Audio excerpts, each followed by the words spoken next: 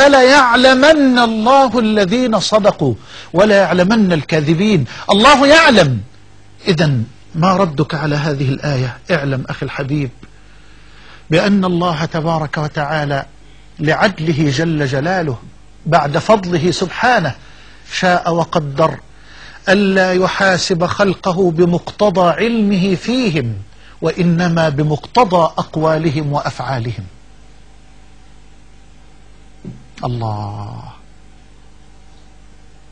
الله يعلم، لكن ماذا قلت أنت؟ ماذا فعلت أنت؟ تحاسب على قولك، تحاسب على فعلك، وهذا من تمام عدله بعد فضله سبحانه وتعالى، وهذا من تمام فضله بعد عدله سبحانه وتعالى. ثم لتظهر للإنسان حقيقة نفسه أمام نفسه.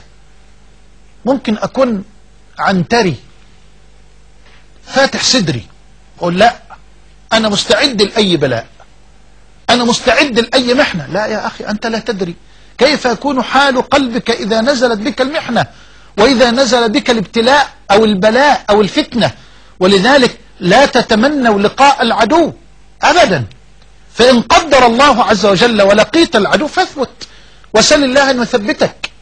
لأن أعافى فأشكر خير من أن أبتلى فأصبر. لأن أعافى فأشكر خير من أن أبتلى فأصبر، لأنني لا أعلم كيف يكون حالي إذا وقع البلاء. تظهر للإنسان حقيقة نفسه بعد المحنة.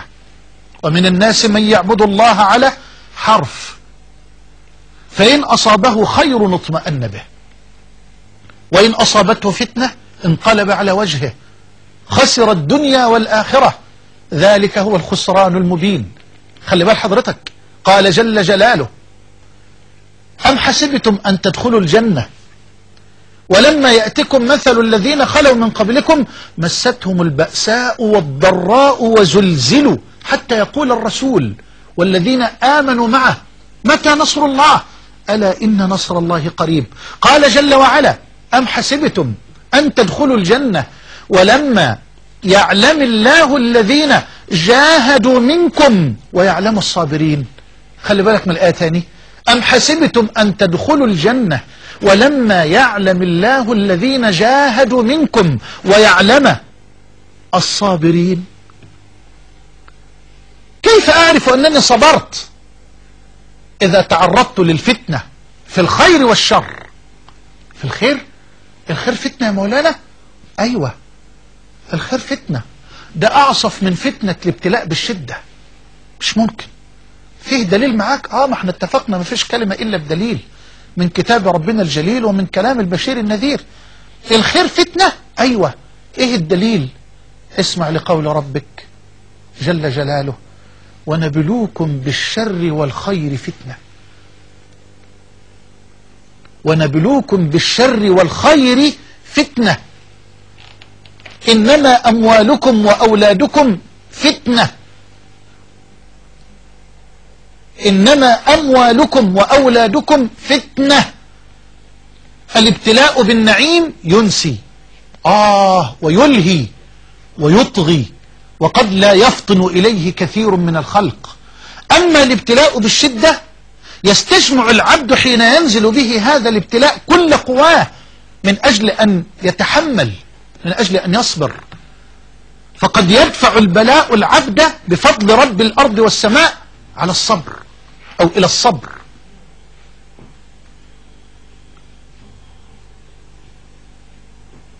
أم حسبتم أن تدخلوا الجنة ولما يعلم الله الذين جاهدوا منكم ويعلم الصابرين.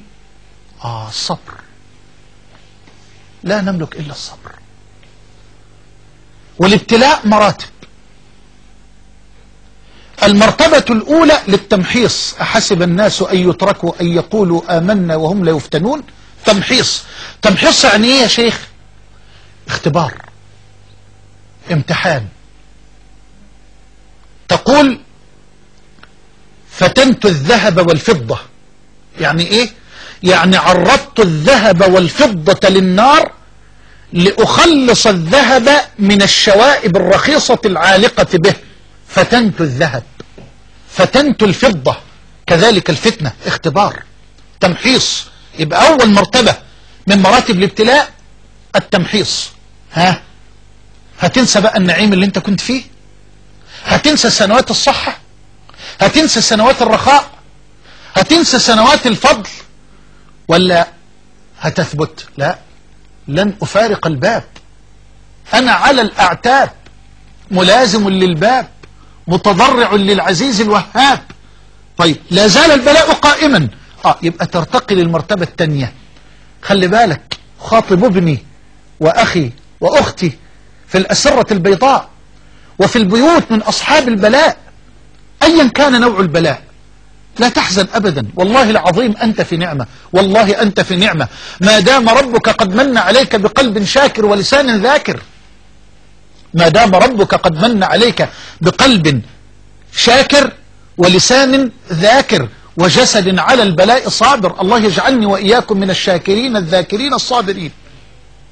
يا الله، هي دي الحياة كما سأبين لك إن شاء الله. هي دي الحياة، والله هذه هي الحياة.